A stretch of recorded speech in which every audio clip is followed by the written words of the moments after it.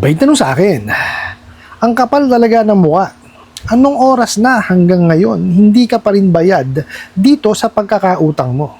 Sige, huwag ka na magbayad dito dahil kakalkalin ko account mo para maipost sa social media, Facebook at group page para ma-aware mga tao dyan sa inyo, para makilala ka nila kung sino ka pagdating sa pangungutang. Isang magnanakaw, scammer, lahat kaya kong gawin ngayon sa account mo at pangalan mo dito. Magbayad ka man ngayon o hindi, buo pa rin sinasahod ko. Ito lang sasabihin ko sa'yo. Sisiguraduhin kong pagsisisihan mong nangutang ka pa dito. Alright, napakagandang mensahe po itong pinadala niyo po sa akin. Pero bago natin sagutin, imbitahan ko muna sana kayo. Napakisuportahan po sana ang aking mga social media account sa YouTube, Facebook, and TikTok. Grabe ho, no? Sobrang mapanlait ho ito at mapagmataas. Okay? Biruin nyo, bukod sabihan na wag na raw kayo magbayad, no? Siya raw po'y buo ang sahod, magbayad ka man o hindi. Ibang klase, no? Pero hihimayin ho natin to at i-explain ko sa inyo kung bakit hindi nyo dapat paniwalaan to. Pero bago ho yan, disclaimer po muna, hindi po ako abogado. Ako po'y maniningil. Lahat po na sinasabi natin sa ating mga video is based on my experience at syempre po, sa ating pong pagsasaliksik at pagtatanong sa ating mga kaibigan, mga abogado. At isa pa po, hindi ko po kinukonsente ang hindi pagbabayad ng utang. Dahil ang utang ay responsibilidad na dapat po nating bayaran. Ang hindi po ako pabor ay dun sa maling pamamaraan ng pautang at maling pamamaraan ng paniningil. Himayin po natin yung pinadala niyo pong mensahe. Okay. Una po, sinabi kagad, no, ang kapal daw ng mukha niyo. Kasi hanggang ngayon daw po, hindi pa rin kayo nakakabayad sa sa pagkakautang nyo. 'Di ba? O doon ho muna tayo. Grabe sila manlait, no? Grabe mang mata, no? Ang kapal daw ng muka. Paano niyo nasabi? Kayong mga bugok at abusadong ahente, no, ng online lending apps na makapal ang muka. Sino ka para sabihin 'yun? Hindi pa lang nakakabayad. Most probably to due date pa lang. Totoo yan. Kasi ganito yung mga kalakaran nyo mga mensahe nyo Diba? Due date pa lang yan, ha? Ganyan na kayo magmensahe. Ba't hindi ba po pwedeng, mamaya pa magbayad? Samantalang ang due date is sa buong araw yun. Ha? Meaning, 12 midnight po yan. Hanggang 11:59 ng gabi.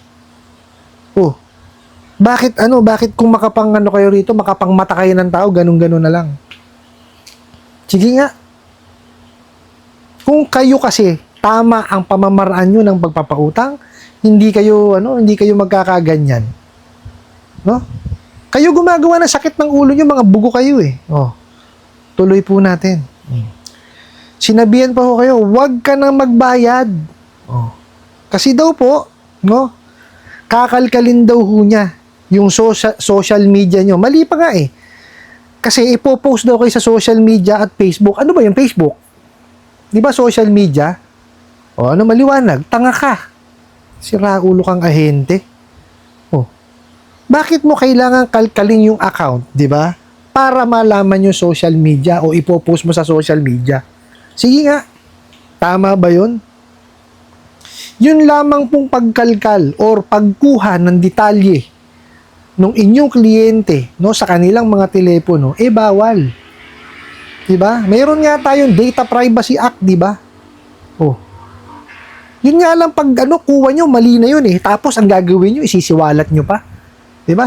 Kayo mismo nagsabi, 'di ba? Proof to, maliwanag na proof to, 'di ba? Ano sabi nyo ho dito? Ipo-post sa social media, Facebook at group page. Oh, bakit kailangan mong i-post? Sige nga. Ikaw ang may kakulangan. Hindi ka marunong maningil ng tama. Tapos, gaganyanin mo, wawalang yain mo, padadaanin mo sa social media. Sa bagay, yan lang naman ang kaya ninyong gawin. 'Di ba? Yung mga walang yan ng tao. Oh, sira ulo kayo. Bilang na po ang araw ninyo. Kayong mga abusadong online lending apps. Okay? Actually, napanood ko ho kahapon, no, yung privilege speech po ni Congress woman Zubiri. So, talagang tinatrabaho na kayo. Mga bugo kayo. No, actually, nakita niyo ho, apektado lahat. 'Di ba? Lahat talaga ngayon apektado ng mga online lending apps or online lending platform. Totoo 'yan. Kasi tatamaan ho lahat eh.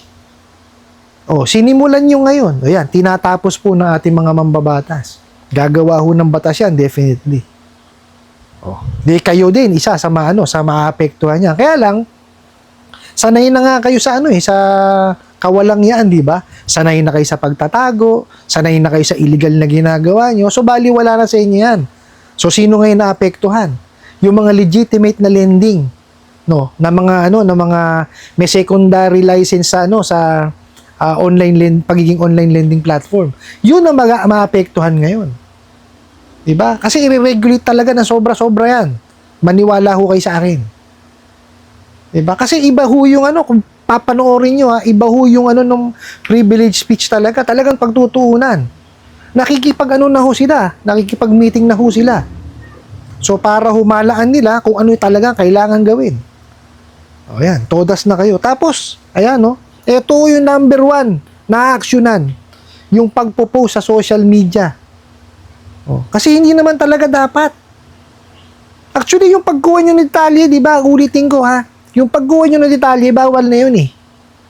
Di ba? Kailangan hinahayaan nyo yung mga kliyente ninyo na mag-divulge ng information sa inyo. Sila maglalagay niyan doon sa application. Hindi yung kayo pipilit na kukuha. Di ba? Para para gawin nyo collateral. Mga siraulo kayo. Diyan kayo magaling eh. Diba? Pagka hindi nakabayad sa takdang panahon, ano gagawin nyo? Yan, ipopost nyo sa social media, sa mga group pages. Tatawagan nyo yung mga walang kinalaman sa utang. Sisingilin nyo, iaharas nyo rin. Diba? Napakawawalang yanin nyo eh. Tigil nyo na yan. Ako sinasabi ko sa inyo. Tapos, sinabi nyo pa rin, itong maano rito eh.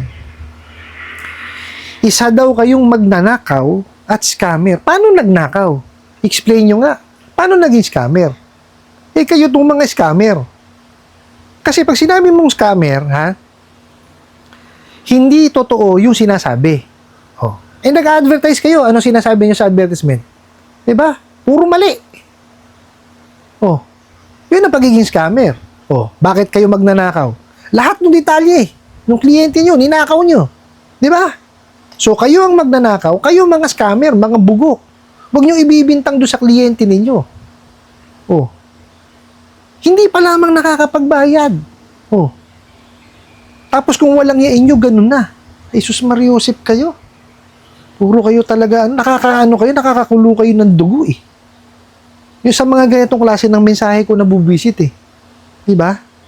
Nagipit yung tao kaya sa inyo ng hiram. Tama? Kasi nga, masyadong enticing o masyadong kapani-paniwala yung advertisement nyo. Kaya sa inyo nanghihiram. Puro kasinungalingan naman. Scam talaga, mga hayop kayo. Visit kayo. Ito pa isa, sasabihin nyo. Dito ako nainis eh. Nung mabasa ko to eh. Magbayad ka man ngayon o hindi.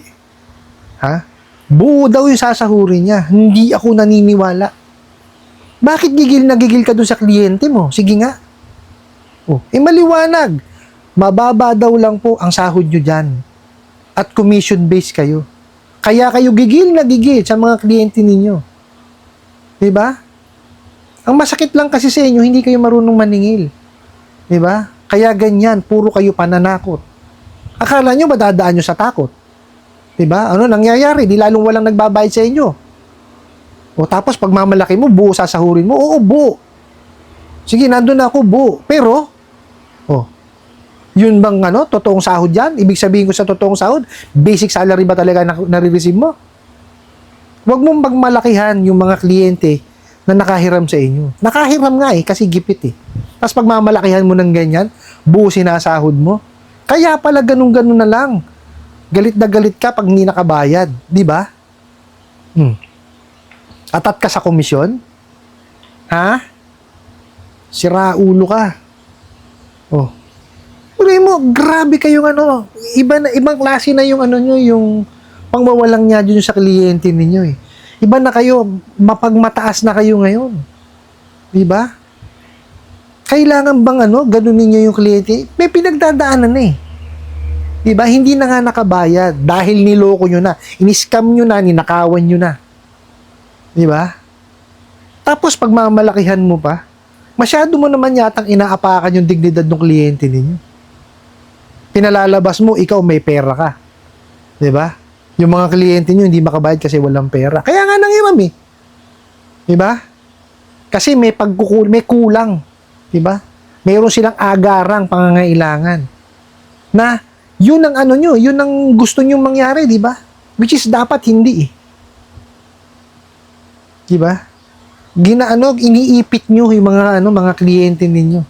Yan ang gusto nyo. No, yan ang gusto nyo mangyari. Ipitin yung mga tao na may pangangailangan talaga sa pera. Tinatrap nyo. No? Sa mga kawalangyaan nyo na yan. Itigil nyo na ho yan. Kasi, totoo ho, yung sa napanood ko, ay nako. Talagang gagawan ng batas yan. Kasi nga, sa kanila rin po galing, outdated po ang mga batas natin. Hindi po adapted sa ano natin ngayon, kalagayan natin ngayon sa ano sa pagpapautang kasi high-tech na tayo eh. May online na eh. Yung mga batas natin hindi naman kasama sa online 'yon, di ba? Oh. Sabi nga po ni Congressman Abante, parang ang lumalabas illegal daw yung mga mga OLA kasi walang batas na nakakasakop. Kung iintindihin mo, yes, parang ganon. Siguro lang hindi ho kasi na i-discuss pa kay Congressman Abante na meron pong sekundaring lisensya na kakailanganin para kayo o yung lending makapag-operate online. Yun lang hindi siguro na na-discuss kay Congressman. Pero I think that will suffice eh. Pero sa gagawin malamang yan sa batas talagang ididetalye. So magkakaroon ho yan ng tawag dito ng amendment doon sa mga batas na existing natin para maipasok syempre yung online kasi iba na ho ang technology natin ngayon, di ba? Kailangan sumusunod lahat eh. Marami ho tayong batas na outdated eh. So kailangan talagang sumunod and sinisimulan na po nila. Ngayon pagka yan lumabas na yan at naaprubahan, lahat to ng lending talagang apektado. Okay, sisimulan yan sa interest, syempre sa sa kung paano kayo maningil, lahat po. Okay, i-regulate na yan talaga. So, sinimulan ng mga bugo katabusadong online lending app, syempre po tatapusin yan ng ating mga mambabatas. Ginawa niyo yan. Sa bagay, kayo wala kayong magiging problema dahil sanay kayo sa kawalangyaan. Sanay kayo sa pagtatago eh. Okay? Ang maiipit ngayon dyan, yung mga legitimate na mga nagpapautang. So, dun sa nagpadala ng katanungan po na to, wala akong katotohanan yan. Nakita nyo, niyayabangan lang kayo yan eh. Di ho ba? Kung ako sa inyo, pag-ipunan nyo na lamang po siya, tsaka nyo siya bayaran. Yun lamang naman po ang sasabihin ko sa inyo dahil nahiram natin yan. Obligasyon po natin na bayaran ang ating pong nahiram. Ano po? I hope nasagot ko po itong katanungan na to at sana po'y makatulong. Maraming salamat po sa inyong walang sawang pagsuporta at panonood sa aking mga video. Maraming salamat po sa inyong pag-like, pag-share, pag-comment at pagtatanong. And kunin ko na rin po itong opportunity na to na imbitahan po sana kayo na pakisuportahan po sana ang aking mga social media accounts sa YouTube, Facebook and TikTok. Hanggang sa muli po, yun lang.